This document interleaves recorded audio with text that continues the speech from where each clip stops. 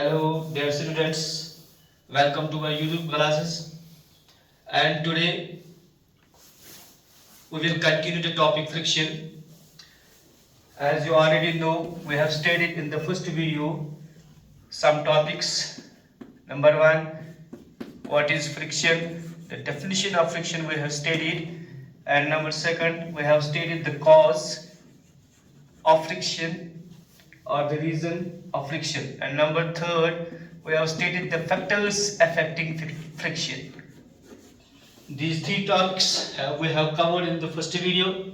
Now today we will study about the types of friction. Dear students, friction is of three types. Number one, static friction. Static friction. Number second, sliding friction. Sliding friction. And number third, rolling friction. Rolling friction. These are the three types of friction. Now we will discuss these three types one by one. What is static, what is sliding, and what is rolling friction. Static friction, as the name suggests, it is the friction.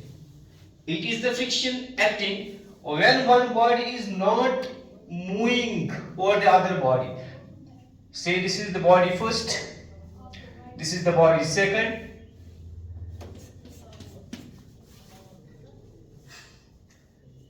and there is no motion. There is no motion. This is the friction. When the two bodies are at rest, the friction at that time between the two bodies is the static friction.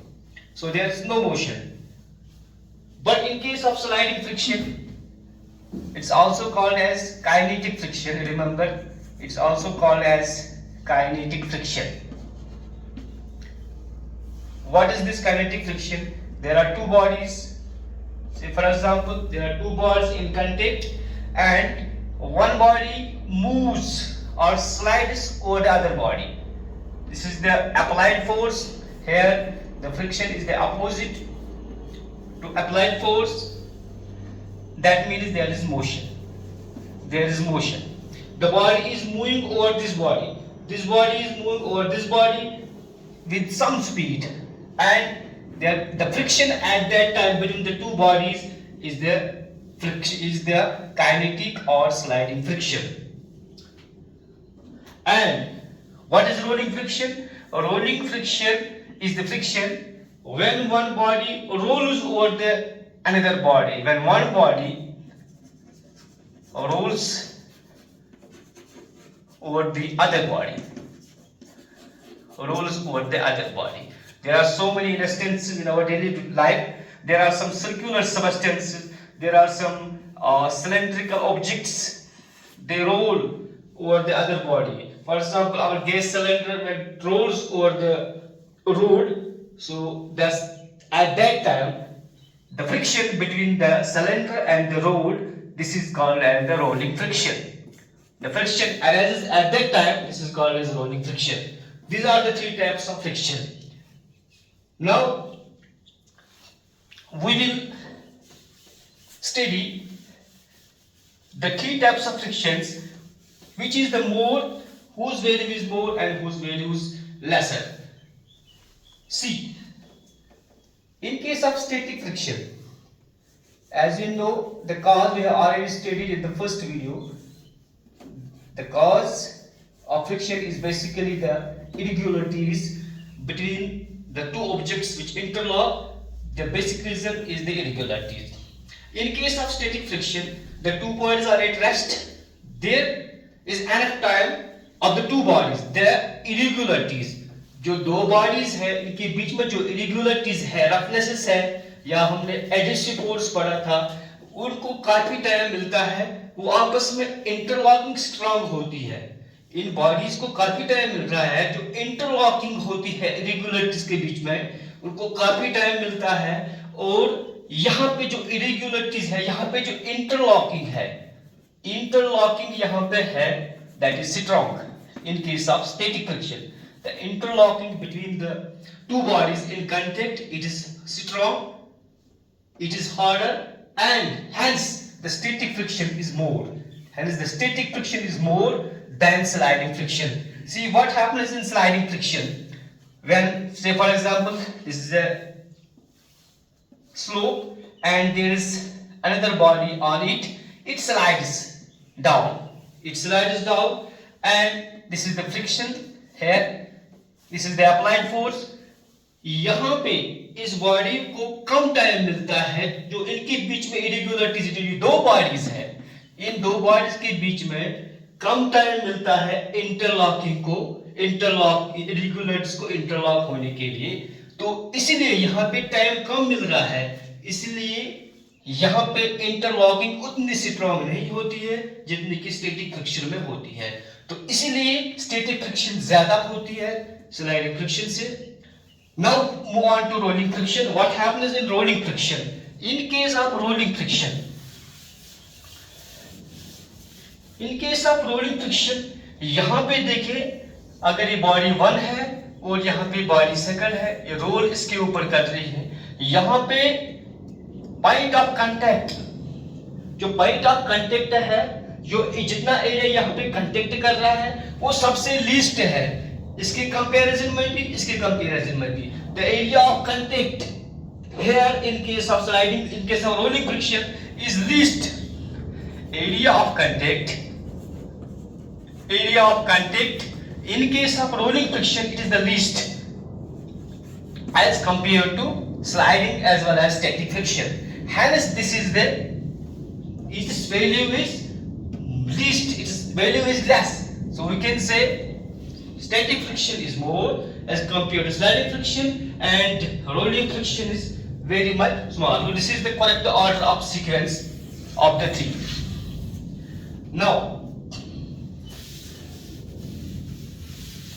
so हमने यहाँ तक समझा कि 3 types के frictions होते हैं, static friction, sliding friction and rolling friction.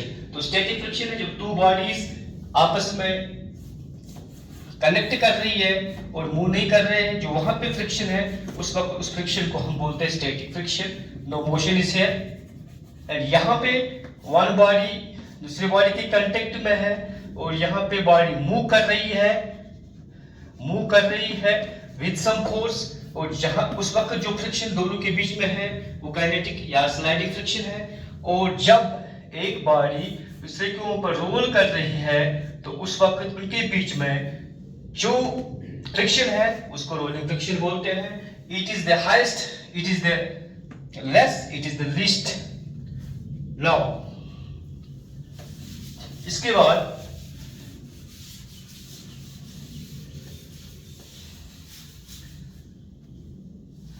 अब पिछले वीडियो में हमने देखा था कि फैक्टर्स अफेक्टिंग फ्रिक्शन. हमने उस वक्त नेचर ऑफ मटेरियल की बात की थी, और दूसरी नॉर्मल फोर्स की बात की. तो नॉर्मल फोर्स यहां पे मैं फिर से समझाना चाहूंगा. नॉर्मल फोर्स क्या है? ये देखिए, say for example this is body first and this is body second which are in contact.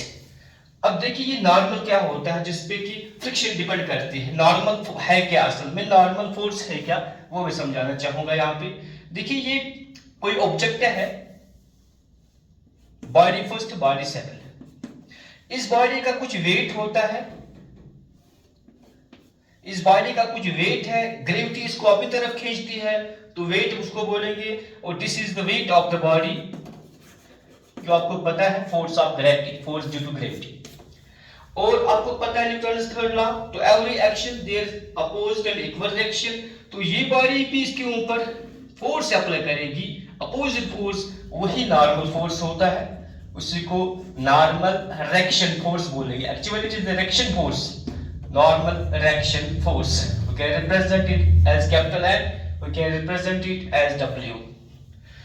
अगर 2 बॉडीज कांटेक्ट में है और वो हॉरिजॉन्टली कांटेक्ट में है, देखिए ये हॉरिजॉन्टल पोजीशन है, इसके ऊपर दूसरी बॉडी है हॉरिजॉन्टली, और उस वक्त ये नॉर्मल रिएक्शन जो है, नॉर्मल रिएक्शन फोर्स जो कि बॉडी, ये वाली बॉडी, लोअर बॉडी जो एक्सर्ट करती है ऊपर वाली बॉडी के ऊपर, what is this normal reaction force? It is the force exerted by the lower body on the upper body.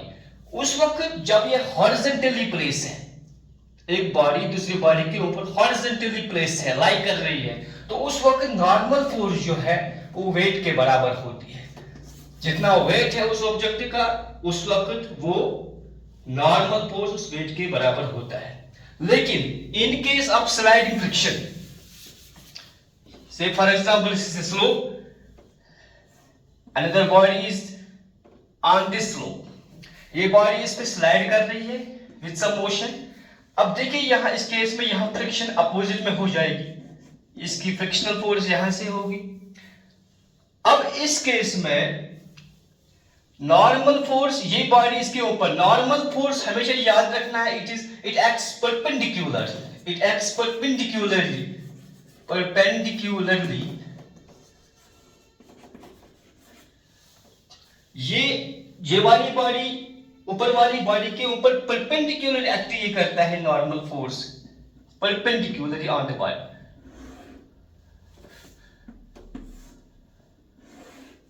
Normal, और यहां से नीचे ग्रेविटेशनल फोर्स या इसको वेट बोलेंगे। इस केस में जब स्लाइड कर रही है तो इस केस में जो नॉर्मल फोर्स है वो लेसर देन वेट है। इस केस में नॉर्मल फोर्स बहुत कम है इसके वेट से, इसीलिए जो ये वाली फ्रिक्शन होती है स्टैटिक फ्रिक्शन, क्योंकि यहाँ पे स्टैटिक है, ये ज्यादा हो, इसका वैल्यू ज्यादा है, इसको ओवरकम करने के लिए, इस बॉडी को मूव करने के लिए ज्यादा हमें फोर्स अप्लाई करना पड़ेगा, तो इसीलिए स्टैटिक फ्रिक्शन का वैल्यू ज्यादा होता है। और इस केस में यहाँ पे तो नॉर्मल कम है, इस नॉर्मल फोर्स का वैल्यू कम है, इसलिए, और दूसरा ये भी बताया था कि यहाँ पे स्लाइड कर रही है, यहाँ पे इरेगुलरिटीज को कम टाइम मिलता है इंटरलॉक होने के लिए, और इसीलिए ये इससे इसका वैल्यू कम है, कम फोर्स जरूरत है ताकि ये इसको मूव करने के लिए। सो हमने इसकी रिलेशन दी है। करेक्ट ऑर्डर क्या है? तो करेक्ट ऑर्डर यही है, correct order of the three types of frictions. So static friction is more than sliding friction, and sliding friction is more than rolling friction. तो इसके डिक्रीजिंग ऑर्डर में हमने लिखा है कौन ज्यादा है कौन कम है, तो ये आपको याद रखना है। इसके बाद टाइप्स ऑफ फ्रिक्शन के बाद आपने समझा, अच्छी तरह की समझा होगा। इसके बाद टाइप्स ऑफ फ्रिक्शन के बाद we will move on to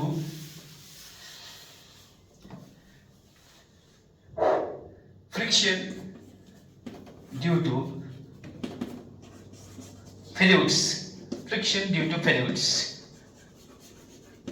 friction due to fluids. देखो बच्चों, फ्लूइड्स का मतलब क्या होता है? Liquid plus gases. Liquid plus gases के लिए कलेक्टिव टर्म हम इस्तेमाल करते हैं फ्लूइड। फ्लूइड का मतलब ये है लिक्विड एंड गैसेस। अब कोई बॉडी मूव कर रही है किसी फ्लूइड के अंदर, किसी गैस के बीच, गैस में जा रही है या लिक्विड में जा रही है, पानी में जा रही है, तो वहां पर भी वो फ्लूइड्स एक्सर्ट करेंगे प्रेशर। तो pressure, force is exerted by the fluids, that is gases as well as the liquids। जितने भी गैसेस और लिक्विड्स है वो भी एक बॉडी के ऊपर प्रेशर एक्सर्ट करते हैं, और this frictional force, this type of frictional force, this is also called as drag force। The force exerted by the liquids on the objects in motion through them, this is called as drag force। अब ये relation भी आपको याद रखनी है। frictional force due to solids, it is greater than frictional force due to liquids, greater than frictional force due to gases. Simple सी चीज है, कोई चीज जा रही है, जैसे दीवार के बीच में जाएगा बहुत मुश्किल है या नामुमकिन भी है। अगर कोई सॉलिड चीज है उसके बीच में जाना, वो बहुत अप्लाई फ्रिक्शन करेगी हमारे ऊपर। अगर इसके कंपैरिजन में अगर कोई मूव करेगा लिक्विड में, पानी में जा रहे हैं, थोड़ा उससे कम फोर्स वो एक्सर्ट करेगा। इसके जिस हम गैस में जा रहे हैं, एयर में जा रहे हैं, तो वो उससे भी कम फोर्स हमके ऊपर एक्सर्ट करेंगे। So this is the correct relation. Now इसके बाद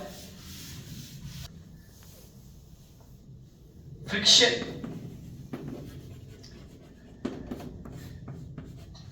फ्रिक्शन से क्या इफेक्ट्स होते हैं? Effects of friction, number 1 can say effects of friction. Effects of friction, effects of friction दो चीजें याद रखनी है इस इफेक्ट्स ऑफ फ्रिक्शन में। सबसे पहला चीज जो पहले से पढ़ते आ रहे हैं चैप्टर में, one body there is an opposition, there is an opposition in moving one body over the other body, one body over the other body। दो बॉडीज कांटेक्ट में है, इसको हमें मूव करना है, तो ये फ्रिक्शनल फोर्स जो अराइज होते बीच में, ये इसको अपोज करेगी, तो ये पहला इफेक्ट है। It opposes the motion, relative motion of the two objects in contact. Number second, it produces heat, heat is produced due to friction, friction की वजह से हीट प्रोड्यूस होता है। सिंपल सी एग्जांपल है, दो हाथों को आपस में रख देंगे तो वहां से हीट प्रोड्यूस होती है, या जो फ्रिक्शन होती है between the various machine parts, वहां से भी हीट प्रोड्यूस होती है, जिससे कि वेयर एंड टियर भी होता है। तो this are the two effects of friction. तो यहां से हमने कवर किया है पूरा टॉपिक। तो I hope you will go through the videos. Thank you.